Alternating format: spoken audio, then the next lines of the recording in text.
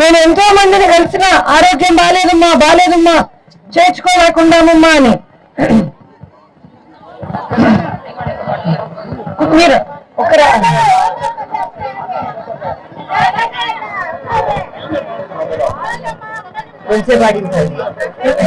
జగనన్న వస్తే ఏం చెప్పినారు? ఆరోగ్యశ్రీ కింద 1000 రూపాయలకు మించి ఏం ఖర్చు అయినా సరే ఆరోగ్యానికి ప్రభుత్వమే భరిస్తుంది.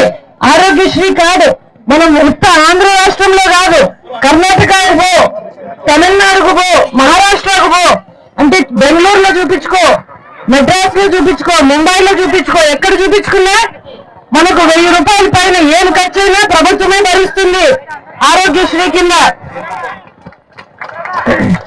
నాలుగోది మనం అనుకున్నాం, ఆడవాళ్లకు కొంచెం ఆర్థిక స్వాతంత్రం. మనం ప్రతిదానికి ఇంకొకరిని డబ్బులు అడగకుండా మనకు మన స్వాతంత్రం ఉంటే బాగుంటుంది అనుకుంటాం కదా, అవునా కదమ్మా? డ్వాక్రా వాళ్ళందరూ మనం అదే కదా అనుకుంటేది. అందుకనే కదా మనం పొదుపు సంఘాలు చేరేది. అవన్నీ మొత్తం ఎక్స్ప్లెయిన్ చేసినాడు. మీకు రుణాలు మాఫీ చేస్తాడన్నాడు. మాఫీ చేసినాడా? మాఫీ చేయలే. దాని మీద వడ్డీలు పెరిగిపోయినాయి. 14 నుండి వడ్డీ రూపాయి పెట్టాలి. ఆ వడ్డీలన్నీ పెరిగి ఇప్పుడు అన్ని పెరిగిపోయినాయి, వడ్డీలు పెరిగినాయి. జగన్ ఏం చెప్పినాడు? ఎన్నికల రోజుకు అంటే ఏప్రిల్ 11వ తారీఖు పొదుపు సంఘాల రుణాలన్నీ ఎంతైతే ఉంటాయో వాటన్నింటినీ 4 దఫాలలో మొత్తము మాఫీ చేస్తామన్నారు. జగనన్న మాట ఇస్తే నమ్మచ్చా? మనము జగనన్న మాట ఇస్తే నమ్మచ్చా? చంద్రబాబు మాట నమ్మచ్చా? నమ్మకూడదు, నమ్మలేము. మోసం చేస్తాడు ఆయన. జగనన్న ఎప్పుడు మహిళల పక్షపాతి. ఆడోళ్ళు ఇంట్లో కష్టపడకూడదని ఎప్పుడు మా నాన్న చెప్తాను పెట్టారు. ఆడోళ్ళు సంతోషంగా ఉండాలా ఇంట్లో ఎప్పుడు అని జగన్ సార్ ఏం చెప్పినాడు? అందుకనే ఇల్లు కట్టించడమే కాకుండా ఇల్లు రిజిస్ట్రేషన్ ఎవరి పేరుతో పెట్టిస్తామన్నాడు. ఆడోళ్ళ పేరుతోనే ఇల్లు రిజిస్ట్రేషన్ చేస్తారు. ఇంతవరకు మనకు పట్టాలు ఇచ్చినారా? మన ఇళ్లకు మనకు పట్టాలు ఇచ్చినారా? జగనన్న మన ఇళ్లకు మనకే పట్టాలు ఇస్తానన్నాడు. ఆ పట్టాలు తీసుకొని మనం అవసరమైతే బ్యాంకులకు పోయి లోన్ పెట్టుకొని లోన్ తెచ్చుకోవచ్చు. అది మొదటిది. రెండోది, మన పిల్లలకు చదువు కావాలనుకుంటాం కదా, మనమంతా అనుకుంటాం కదా. ఇప్పుడు ఈ ప్రభుత్వంలో ఫీజు రీఎంబర్స్మెంట్ ఏమన్నా వచ్చిందా? మనం పిల్లల్ని పెద్ద చదువులకు పంపాలంటే ఏం చేస్తున్నాం? మనము అప్పులు చేసుకుంటున్నాం, కష్టపడుతున్నాం, ఆస్తులు అమ్ముకుంటున్నాం. అవునా కాదా? కష్టపడుతున్నాం కదా. జగన్ సార్ ఏం చెప్పినాడు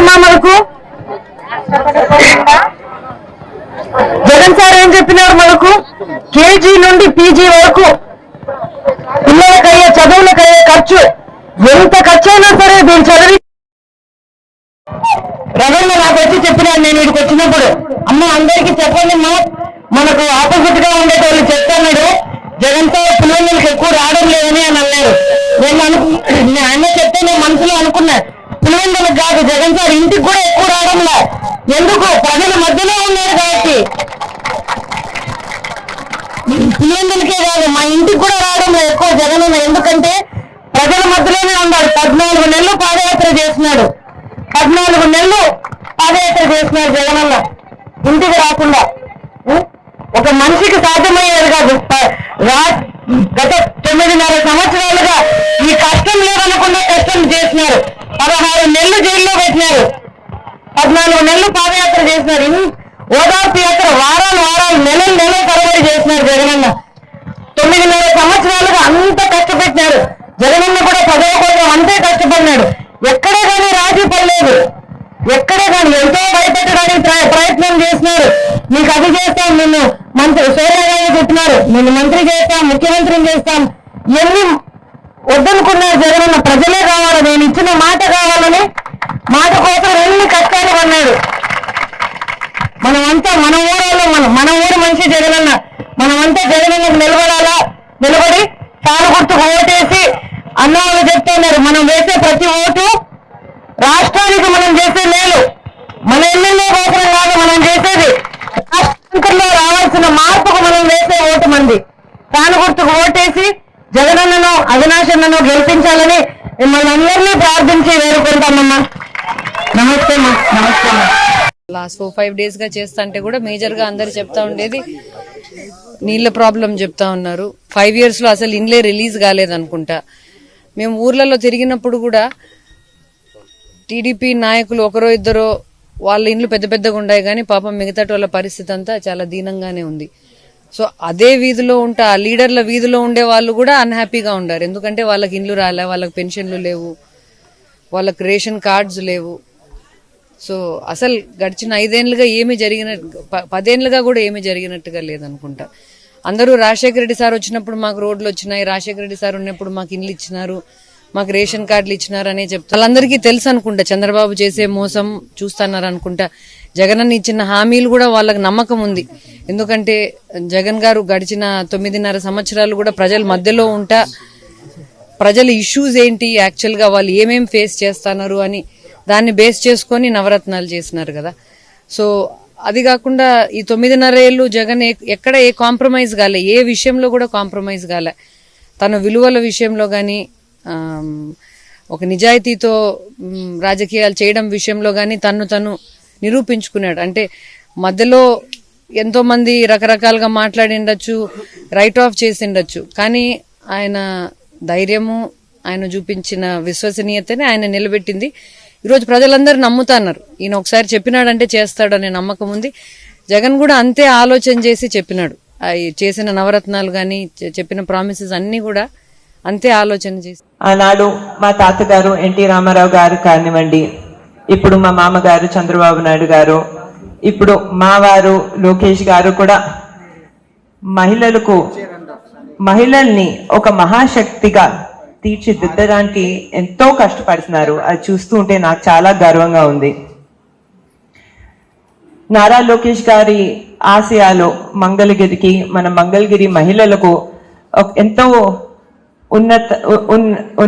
ఉన్నతమైనటువంటివి. ఇక్కడికి వచ్చి మన స్త్రీ శక్తి ప్రోగ్రామ్ అనే సక్సెస్ చూసిన తర్వాత నేను బాగా ఇన్స్పైర్ అయ్యాను. నేను కూడా ఈ ప్రోగ్రాంలో ఒక భాగం అయ్యి ఈ ప్రోగ్రాంని ఇంకొక స్థాయికి కేవలం మంగళగిరిలోనే కాదు వేరే నియోజకవర్గాల్లో తీసుకెళ్లాలనే ఒక బలమైన ఆశయం నాకు కలిగింది. దీనికి మీ అందరికీ కంగ్రాచులేషన్స్. ఎవరైతే ఇంత సక్సెస్ఫుల్గా ఈ ప్రోగ్రాంని వినియోగించుకున్నారో మీ అందరికీ చాలా పెద్ద కృతజ్ఞతలు.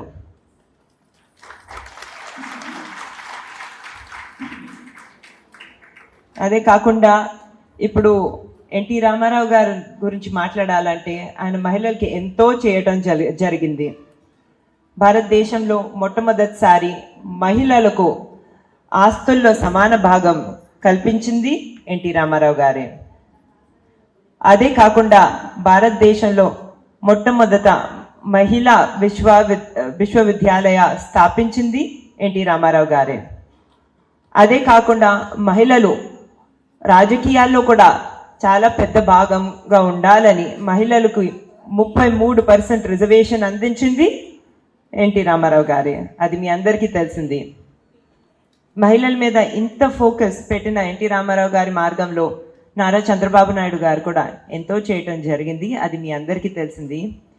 డ్వాక్రా మహిళలు చాలా మంది ఇక్కడ ఉన్నారు. ఈరోజు డ్వాక్రా సంఘాల్ని ఈ స్థాయిలో మొట్టమొదట ఏర్పాటు చేసింది నారా చంద్రబాబు నాయుడు గారే. ఆయన చేసిన సక్సెస్ వల్ల ఇప్పుడు భారతదేశంలో డ్వాక్రా అనే మోడల్ చాలా సక్సెస్ అయింది.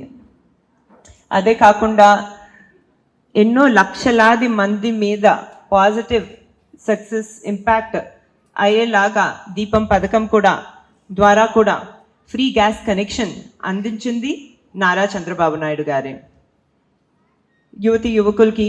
యువతులకి ప్రత్యేకంగా మంచి ఆపర్చునిటీస్ దొరకాలని మెడికల్ కాలేజెస్లో, ఇంజనీరింగ్ కాలేజెస్లో, వేరే ప్రొఫెషనల్ కాలేజెస్లో మహిళలకి ప్రత్యేకంగా భారతదేశంలో మొదటిసారి రిజర్వేషన్స్ అందించింది నారా చంద్రబాబు నాయుడు గారు. ఈరోజు మనం చూస్తున్నాం, నా వయసు గల చాలా మంది మహిళలు డాక్టర్స్ అయ్యి సక్సెస్ఫుల్గా ఇంజనీర్స్ అయ్యి వాళ్ళు వాళ్ళ కాళ్ళ మీద నిలబడగలుగుతున్నారంటే నారా చంద్రబాబు నాయుడు గారు మహిళలకి ఇచ్చిన ఈ రిజర్వేషన్ వల్ల. అదే కాకుండా నారా లోకేష్ గారి గురించి నేను ఎక్కువ మాట్లాడదలుచుకోవట్లేను, ఎందుకంటే మీరు అందరు చూసారు. ఆయన మన మంగళగిరిలో స్త్రీ శక్తి ప్రోగ్రాం ద్వారా ఎంతో మంది మహిళలు వాళ్ళ కాళ్ళ మీద నిలబడేటట్టు చూస్తున్నారు. ఇప్పుడు నారా లోకేష్ గారు గురించి మాట్లాడాలంటే ఆయన కమిట్మెంట్ కేవలం మాటల కమిట్మెంట్ కాదండి, ఆయన ఎప్పుడు చేసి చూపిస్తారు. ఎన్నో సంవత్సరాల నుంచి మహిళా సాధికారత అనేది ఆయనకి చాలా ఇంపార్టెంట్ అనేది. దానికి ఒక ఉదాహరణ నేనే. నాకు పెళ్ళైనప్పుడు నా వయసు చాలా చిన్న వయసు అండి, నేను 19 సంవత్సరాలే. అయినా నేను నా కళలో విజయం సాధించాలని ఆయన ఎప్పుడు నన్ను ఎంకరేజ్ చేసేవారు.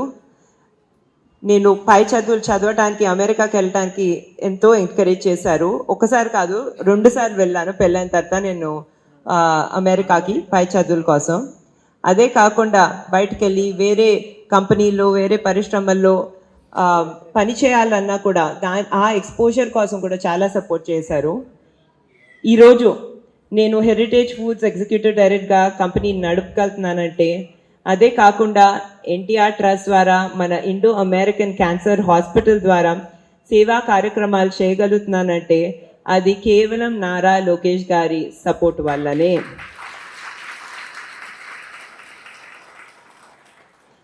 ఆయన విజన్ ఏంటంటే ఎటువంటి సపోర్ట్ నాకు అందించారో అటువంటి సపోర్ట్ మంగళగిరిలో ఉన్న మహిళలందరికీ, ఆయన అమ్మలు కానివ్వండి, లేకపోతే అవ్వలు కానివ్వండి, అక్క చెల్లెలు కానివ్వండి, వాళ్ళందరికీ అందించాలనేది ఆయన విజన్, ఆయన హార్డ్ వర్క్ అంతా. అదే కాకుండా ఏ కంపెనీలో హెరిటేజ్ ఫుడ్స్లో నేను పనిచేస్తున్నానో ఎగ్జిక్యూటివ్ డైరెక్టర్గా, అదే కంపెనీలో నారా లోకేష్ గారు కూడా పనిచేయటం జరిగింది ఇంతకుముందు. ఆ కంపెనీలో ప్రతిరోజు మేము మహిళా రైతుల స్టోరీస్ గురించి వినేవాళ్ళమి, చూసేవాళ్ళమి. రాత్రింపగలు గ్రామాల్లో మహిళలు కష్టపడి పాలు ఉత్పత్తి చేసి మా కంపెనీకి అందిస్తే వాళ్ళకి ఆదాయం వచ్చేలాగా చూసేవాళ్ళమి. ఆదాయంతో పాటు వాళ్ళకి కేవలం డబ్బులే కాదు, కానీ వాళ్ళ గ్రామంలో, వాళ్ళ సొసైటీలో, వాళ్ళ కమ్యూనిటీలో వాళ్ళ విలువ కూడా చాలా పెరిగేది. ఇది చూసి మాకు ఎంతో సాటిస్ఫాక్షన్ కలిగింది. మేము కూడా ముందు ఏం చేసినా కూడా మహిళల మీద ఒక పాజిటివ్ ఇంపాక్ట్ ఉండాలి, మహిళలకి ఒక ఆదాయం వచ్చేలా చూడాలి అని అప్పుడే మేము డిసైడ్ అయిపోయాము. ఏ సాటిస్ఫాక్షన్ ఏదైతే అప్పుడు వచ్చేదో దానికన్నా మించి ఎక్కువ సాటిస్ఫాక్షన్ స్త్రీ శక్తి ప్రోగ్రామ్ సక్సెస్ ద్వారా మాకు కలుగుతుంది. నాకు చాలా ఆనందంగా ఉంది.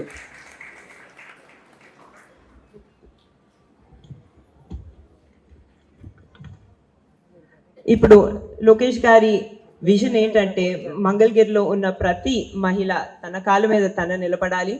అదే కాకుండా మీరందరూ ఆనందంగా ఉండాలి, మీరందరూ చాలా హ్యాపీగా ఉండాలనేది. కానీ ఇప్పుడు 2019 ఎలక్షన్ గురించి మాట్లాడాలంటే మీకు అందరు తెలిసిందే, లోకేష్ గారు ఓటమి ఎదుర్కొన్నారు మన మంగళగిరిలో. చాలామంది అప్పుడు చెప్పడం జరిగింది, మళ్ళీ మంగళగిరి నుంచి ఎందుకు కంటెస్ట్ చేయాలనుకుంటున్నారు, ఏమైనా సేఫ్ సీట్ చూసుకోవచ్చు కదా, మన కుప్పం లాంటి సీటు లేకపోతే హిందూపూర్ లాంటి సీట్ చూసుకోవచ్చు కదా, మళ్ళీ ఇక్కడ ఎందుకు అని చెప్పి నారా లోకేష్ గారు అప్పుడు అందరికీ చెప్పడం జరిగింది, మంగళగిరిలో ఉన్న ప్రజలందరూ నా కుటుంబ సభ్యులు. అదే కాకుండా నా విజన్ ఏంటంటే మంగళగిరిని భారతదేశంలోనే ఒక మోడల్ నియోజకవర్గంగా తీర్చిదిద్దాలి, నంబర్ 1 నియోజకవర్గంగా తీర్చిదిద్దాలనేది. మీరు చూస్తున్నారు అప్పటి నుంచి ఇప్పుడు దాకా గత 5 సంవత్సరాలుగా ఆయన ప్రతిరోజు మంగళగిరిలో చాలా కష్టపడుతున్నారు, చాలా కమిటెడ్గా సేవా కార్యక్రమాలు చేస్తున్నారు. ఎటువంటి గవర్నమెంట్ సపోర్ట్ లేకపోయినా ఆయన మంచి ఐడియాస్ కోసం ఆయన 29 ప్రోగ్రామ్స్, సంక్షేమ ప్రోగ్రామ్స్, పథకాలు ఇక్కడ నడపడం జరుగుతుంది. అందులో కొన్ని చెప్పాలంటే స్త్రీ శక్తి ఒకటి. అదే కాకుండా నూతన వధువరులకు పెళ్లి కానుక ఇవ్వటం జరుగుతుంది. అది కూడా దళితుల ఇళ్లలో వాళ్ళ పెళ్లికి కూడా చాలా సపోర్ట్ చేయటం, తాలిబొట్టు కూడా అందించటం జరుగుతుంది. అదే కాకుండా అన్నా క్యాంటీన్లు నడుపుతున్నారు. ఎన్టీఆర్ సంజీవిని క్లినిక్స్ ద్వారా ఉచిత వైద్య సేవలు ఇవ్వటం జరుగుతుంది. లక్ష్మీ నరసింహ స్వర్ణకారుల సంక్షేమ సంఘం ద్వారా ఎంతో చేయటం జరుగుతుంది. నేను చెప్తూ పోతే ఎన్నో ప్రోగ్రామ్స్ ఉన్నాయి ఏదైతే ఆయన ఇక్కడ నడుపుతున్నారు.